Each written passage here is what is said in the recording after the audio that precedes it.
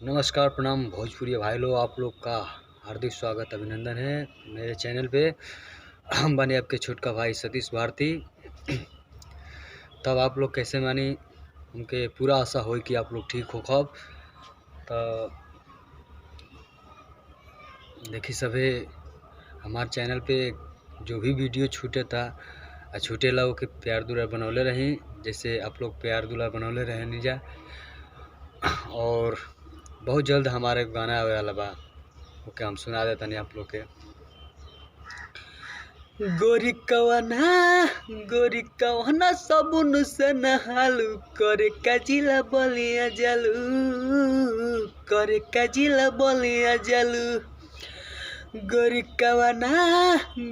कवना सबुन से नहालू, करे काजिला बलिया जालू, करे काजिला बलिया जालू।